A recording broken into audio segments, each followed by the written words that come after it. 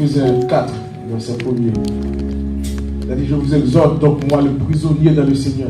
Il est prisonnier pour l'évangile, pour la parole de Dieu. Il n'est pas prisonnier pour autre chose, mais il est prisonnier pour le Seigneur. Il n'est pas en train de subir son sort. Et c'est avec du courage qu'il prend son sort. Il a dit, je suis prisonnier dans le Seigneur, pour l'évangile. Et il continue à prêcher l'évangile. Ça veut dire qu'il peut rester toute sa vie en prison, ce n'est pas un problème. Je suis prisonnier pour l'évangile. Et il continue à exhorter ceux qui sont dehors à continuer la parole, à continuer l'évangile de Jésus-Christ. Il dit, je vous exhorte donc, moi, prisonnier dans le Seigneur, à partir d'une manière digne de la vocation qui vous a été adressée. Après, il a dit, en toute humilité et douceur. Comment les uns doivent supporter les autres? En toute humilité et douceur. Vous supportant les uns les autres avec charité, avec amour. C'est pas comme si je vois mon frère, je vois ma soeur. Donc je me résigne, ok, j'accepte. C'est en toute humilité et douceur que nous devons supporter notre soeur, que nous devons supporter notre frère. En toute humilité et douceur, vous supportant les uns les autres avec charité. Juste, tu peux prendre le verset 2. En toute humilité et douceur, avec patience. Vous supportant les uns les autres avec charité.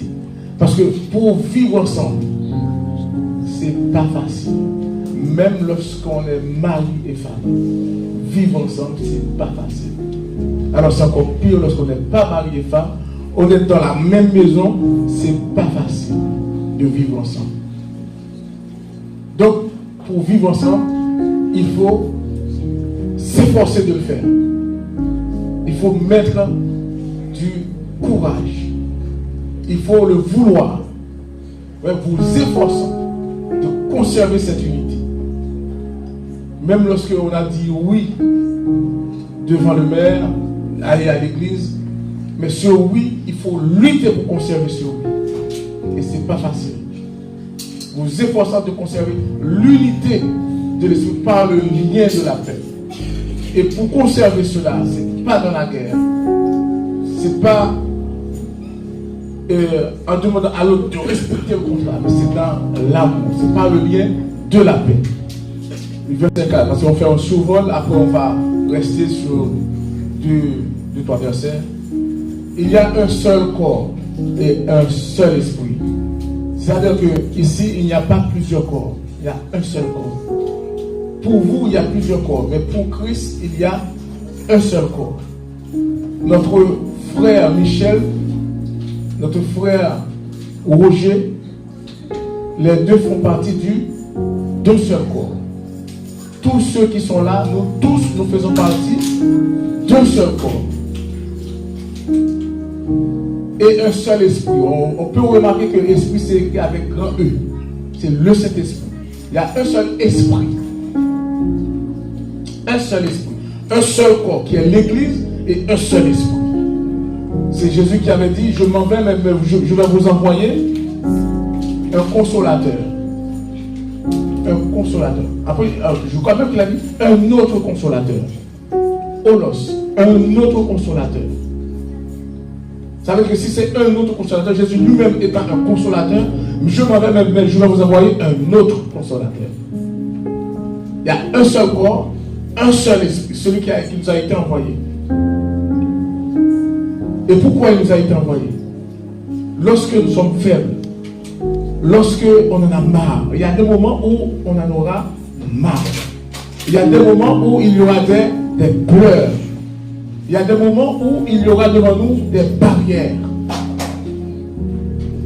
Et lorsqu'il y a des barrières devant nous, moi, j'aimerais demander, que le Seigneur brise toutes les barrières qui sont devant moi.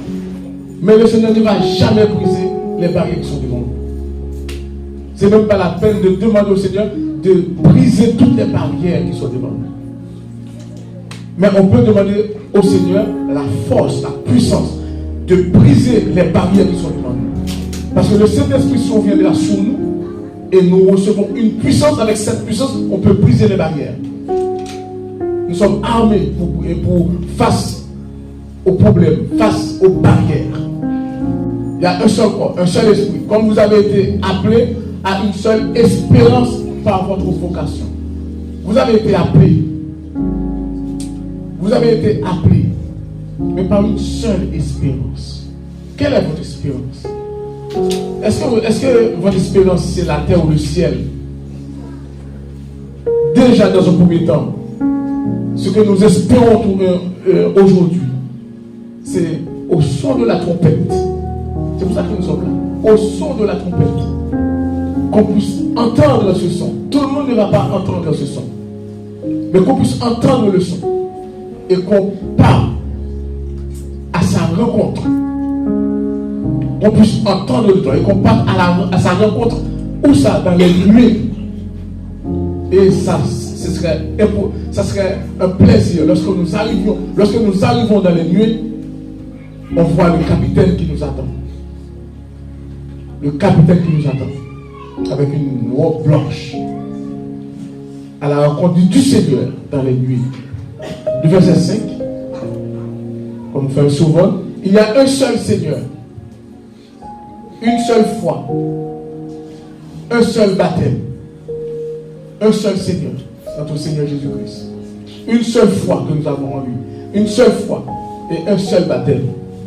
Baptême signifie plonger dans l'eau complètement. Ce n'est pas submerger dans l'eau, c'est plonger complètement dans l'eau. Un seul baptême. Un seul Père. Un seul Dieu. Verset 6. Il y a un seul Dieu. Et Père de tous qui est au-dessus de tous. Et parmi tous. Et en tous. Un seul Dieu.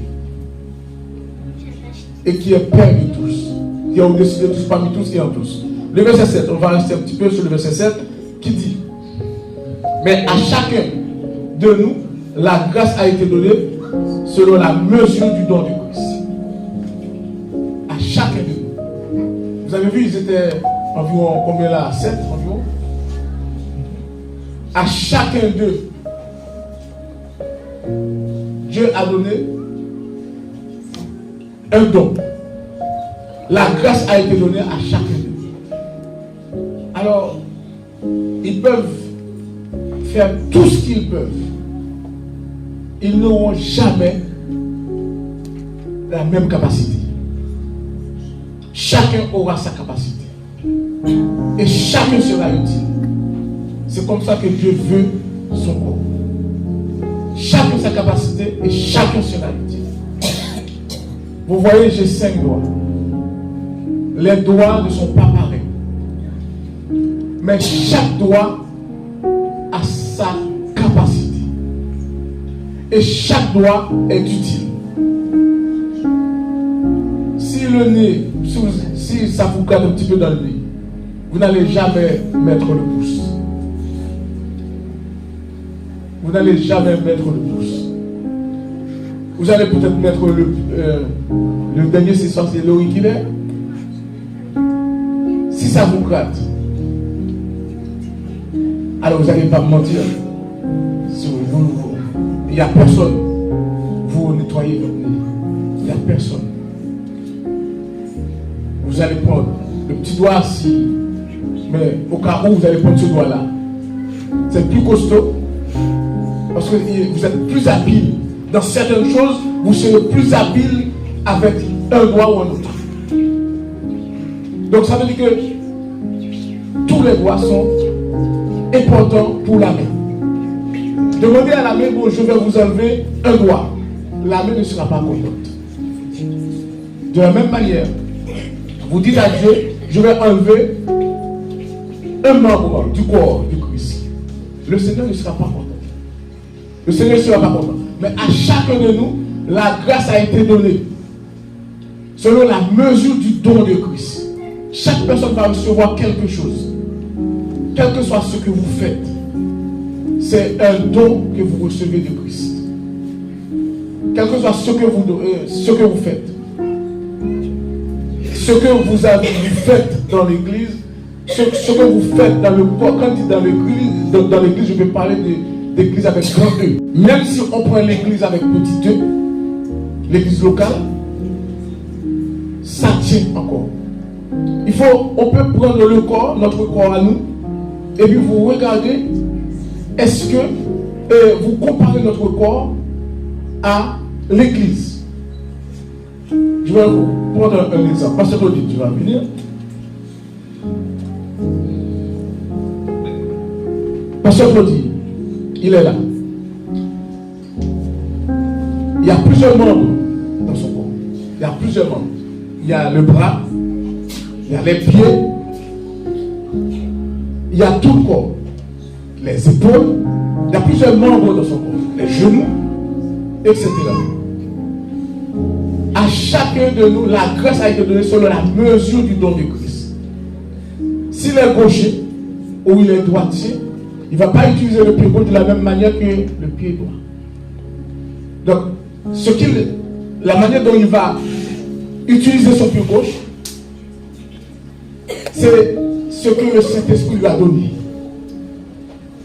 Il ne va pas aller au-delà du don que le Saint-Esprit lui a donné. Vous avez remarqué que je n'ai pas parlé de Jésus-Christ, je parle du Saint-Esprit. Lorsque je vais parler de Jésus-Christ, c'est lorsque je vais arriver au verset 11. Lorsque je vais parler des ministères. Mais là, je parle des dons de chaque membre, des dons personnels de chaque membre. Donc, ici, si on prend la main gauche, le bras gauche, ça appartient à son corps. Est-ce que la main droite peut dire que je n'ai pas besoin de la main gauche? Est-ce que la main droite peut dire je n'ai pas besoin de la main gauche? Déjà, ce n'est même pas le rôle de la main droite de dire qu'elle n'a pas besoin de la main gauche. C'est la tête qui décide. Et la tête ne va jamais. La tête, que veut la tête? La tête veut que tout son corps soit là. Donc, la tête qui est le Christ, Jésus veut que tout le corps, il ne veut pas voir un bras ici, un pied ici. Il veut voir tout le corps uni devant lui et qu'il gère. Donc, mais à chacun, la grâce a été donnée selon la mesure du don de Christ. Tu peux t'asseoir parce que... Donc, ça veut dire que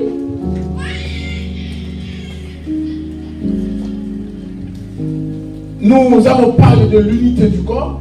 Ça, nous sommes en train de parler de l'unité du corps. Donc, ça veut dire que le corps, Dieu veut que le corps soit uni devant lui.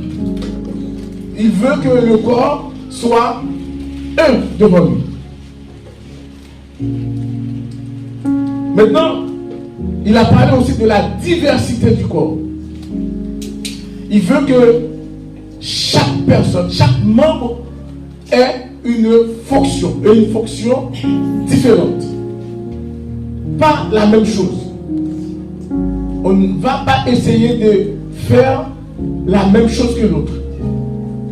Si vous ne savez pas ce que le Seigneur vous a confié, vous devez prier pour le savoir, parce que chaque personne ne fera jamais la même chose.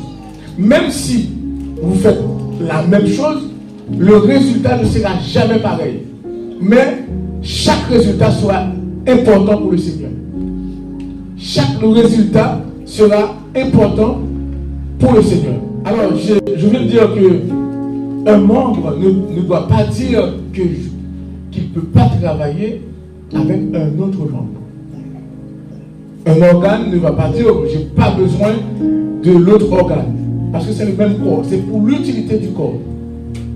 C'est pour l'utilité du corps. Mais nous voyons un cas dans Acte 15 où Paul dit à Marc, où Paul dit à Barnabas, mais je ne veux pas partir avec Marc. C'est Paul qui l'a dit. Il dit, mais comment ça se fait que Paul Paul, il dit, je ne veux pas partir avec Marc. Et pourquoi? Parce que Marc avait abandonné Paul à Pamphylie. C'est acte 15. Donc, Marc, pendant le premier voyage de Paul, il a abandonné Paul. Et il a fait demi-tour. Il n'a pas terminé le voyage missionnaire avec Paul. Au deuxième voyage, Marc est arrivé. Marc veut aussi partir avec Paul pour le deuxième voyage. Paul dit non, je ne veux pas voyager avec toi. Et Marc voulait vraiment y aller.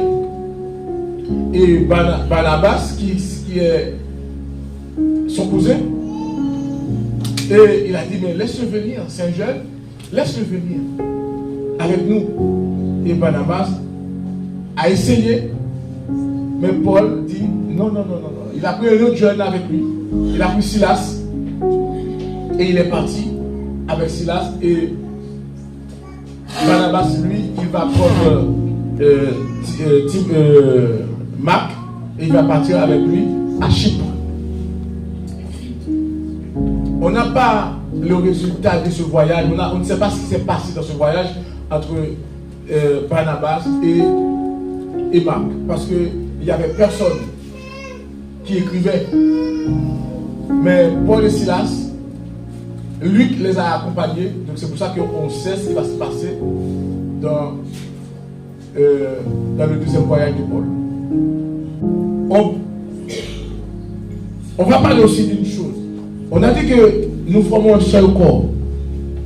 Nous avions dit pendant la soirée, la veille de nuit, nous formons une seule chaîne. Une seule chaîne. Vous avez le petit doigt. C'est facile de casser le petit doigt. N'importe qui ici, vous prenez, dès que vous avez un petit peu de force, vous prenez le petit doigt, vous pouvez le casser. De quelle que soit la personne. Même si je prends le petit doigt de Pasteur Claudie, je fais comme ça va faire quête. Mais je peux casser le petit doigt. Mais et les bras, les biceps de Pasteur Claudie, les pieds de Pasteur Claudie, un seul coup de pied, je pense aux autres membres du corps. Le petit doigt, je peux. Mais les autres membres du corps sont solides. Seulement le petit doigt, je peux le casser. Mais s'il y a l'unité du corps, les autres membres du corps ne vont pas me laisser faire. C'est pour ça que si nous formons un seul corps, même s'il y en a un qui est faible, les autres, avec les autres, nous sommes forts. Nous sommes une église forte.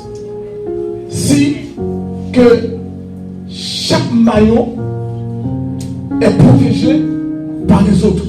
Si que le Saint-Esprit protège chaque maillon. C'est ça c'est ce que veut le Seigneur. Que chaque personne, lorsqu'on est soudés ensemble, que chacun puisse protéger l'autre. Pour former un seul corps solide. Et le Seigneur, c'est ce qu'il veut. Spirituellement parlant, il veut que tout le corps soit devant lui et il bénit tout le corps. Il ne veut pas bénir une personne ici, toute seule, une personne à droite, toute seule. Il veut l'église et il bénit l'église. C'est l'église qu'il veut bénir. Parfois, il y a des gens qui disent, moi, je peux prier chez moi. C'est pas la même chose. Il a dit, je bâtirai mon église, l'assemblée. Donc, il bénit son assemblée. Lorsqu'il revient, il va revenir chercher son église. Donc, le verset 8, c'est pourquoi il est dit, étant monté en haut, il a emmené des captifs et il a fait des dons aux hommes. Il a fait des dons aux hommes. Il a emmené des captifs. J'avais donné cette image la dernière fois, lorsque sur les Champs-Élysées, vous voyez l'arc de triomphe. L'arc de triomphe, lorsque on part, les Français partent en guerre, et ils ont gagné la guerre, ils reviennent, ils passent par l'arc de triomphe. Lorsqu'ils vont traverser l'arc de triomphe, le peuple qui était là, ils applaudissaient. Ils applaudissaient parce qu'ils ont gagné la guerre. Mais lorsque vous gagnez une guerre, vous ramenez des choses de la guerre. Il y a des choses que vous ramenez de la guerre. Et ces choses que vous ramenez de la guerre, ce sont des quoi? Des captifs. Ce sont des captifs. Lorsque Jésus est mort, il nous a libérés. Nous qui étions captifs, il nous a libérés. Il a ramené de la guerre des captifs. Nous étions captifs. C'est pourquoi il a dit, étant monté en haut, il a emmené des captifs. Et il a fait des dons aux hommes. Non seulement il a fait des captifs, il a donné des choses. Il a fait des dons aux captifs. Nous étions des captifs. Et lui, qu'est-ce qu'il a fait? Il nous a ramenés et il nous a fait des dons. Ça veut dire qu'il nous a réhabilités. Ce n'est pas les dons. C'est pourquoi, étant monté en haut, il a amené des captifs. Le verset 9. Que signifie il est monté, sinon qu'il est aussi descendu dans les régions inférieures de la terre? Celui qui est descendu, c'est le même qui est monté au-dessus de tous les cieux afin de remplir toutes choses. Comment il est descendu? Il est descendu dans les tables de Bethléem. C'est comme ça qu'il est descendu. Tout petit, un enfant né. Il est descendu dans les tables de Bethléem. Il est mort où? Il est mort à la croix. Il est descendu dans les tables de Bethléem. Il est mort à la croix. Après, il a été mis dans la tombe. C'est ça, lorsqu'on a dit, que signifie il est monté, sinon qu'il est descendu dans les régions inférieures de la terre. Et celui qui est descendu, c'est le même qui est monté au-dessus de tous les cieux afin de remplir toutes choses. Lorsque il est descendu sur la terre, il est allé où? Lorsque Jésus est mort, il est parti sur la terre pendant les 3 jours. Il est allé où? Il est allé au séjour des morts. Il est allé au séjour des morts. Mais au séjour des morts, il y a 2 compartiments. Il y a ceux qui sont morts en Christ et ceux qui ne sont pas morts en Christ, comme l'homme riche. Vous vous souvenez de l'homme riche et Lazare? Il y en a ceux qui sont du côté de Lazare et ceux qui sont du côté de l'homme riche. Donc il y a 2 compartiments. Lorsque quelqu'un est mort, il prend l'un de ces 2 chemins. Soit il est au paradis. C'est Jésus qui a dit, ce soir même tu seras avec moi au paradis. C'est-à-dire que Jésus, lorsqu'il est parti au séjour des morts, il est parti au paradis. Là où il y a ceux qui sont morts en Christ, ou bien ceux qui sont morts dans les croyants, ceux qui sont morts et qui étaient des croyants. C'est Luc 23, verset 43-46, où Jésus lui dit, je te le dis en vérité, aujourd'hui même tu seras avec moi au paradis. Donc Jésus n'est pas descendu en enfer lorsqu'il est descendu. Il est descendu au paradis. Le verset 11, et il a donné aux captifs. Il a donné les uns. Il a donné les uns comme apôtres. Il s'agit des 12. Il a donné les uns comme apôtres. Il a donné les uns comme prophètes, pasteurs, docteurs, évangélistes. Voilà, on était des captifs et il a fait de nous, il nous a libérés, il nous a ramenés de la captivité et il nous a fait ces dons-là. Et pourquoi le Seigneur a donné et il a fait à certains apôtres, d'autres prophètes, d'autres évangélistes et d'autres pasteurs. Parce que c'est un enseignement, ça. Pourquoi il a donné à chacun un don ministériel? Un don ministériel. Pourquoi il a donné un don ministériel à chaque personne? Le verset suivant va le dire. C'est pour le perfectionnement des saints, de l'Église. Le perfectionnement de l'Église. Vous avez les apôtres, vous avez les prophètes, les pasteurs, les évangélistes, les docteurs, pour amener l'Église à la perfection. Pour amener l'Église à la perfection. Combien d'apôtres il y avait? Combien d'apôtres? 12 apôtres. Il y avait 12 apôtres. Et puisqu'il y avait 12 apôtres, quelles étaient les conditions? Quelles étaient les conditions pour faire partie? On a compris ça un peu plus tard. Quelles étaient les conditions pour faire partie de ces 12? Comment Jésus, en fait, pour faire partie de ces 12, c'est lorsque Judas est mort, ils nous ont dit voilà les conditions pour faire partie de ces 12. Et Barnabas, qui était là pour être choisi aussi, Barnabas n'a pas été choisi. Parce que Barnabas ne participait pas à toutes les réunions de Jésus. Parce qu'ils étaient deux. Il y avait Barnabas et il y avait Matthias. Mais pour faire partie des 12, il fallait être avec Jésus depuis le baptême, depuis son baptême jusqu'à la résurrection. C'est comme ça, c'est ça. C'est les critères pour faire partie des 12. Paul n'était pas là. Paul ne participe pas à ces événements. Le baptême, Paul n'était pas là. La résurrection, Paul n'était pas là. Donc, Paul ne pouvait pas faire partie des 12. Paul c'était apôtre aussi, mais d'une autre catégorie. Même si Paul a été choisi aussi par Jésus sur la route de Damas. Ce que nous devons faire, c'est sur ça que nous terminons. Ce que nous devons faire, nous devons former une chaîne. Nous disons une chaîne. Nous devons, dans notre tête, penser que nous faisons partie de même corps. Si vous êtes un parent, vous avez des enfants.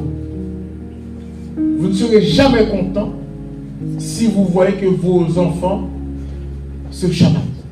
Si vos enfants sont en train de se chamailler, vous ne serez jamais content. Et si vos enfants sont en harmonie, ça va faire du bien aux parents. Si vous passez, vous voyez que les enfants s'entendent très bien, vous serez content. C'est de la même manière pour Dieu. Lorsque Dieu voit qu'on s'entend bien, Dieu lui-même, il est content.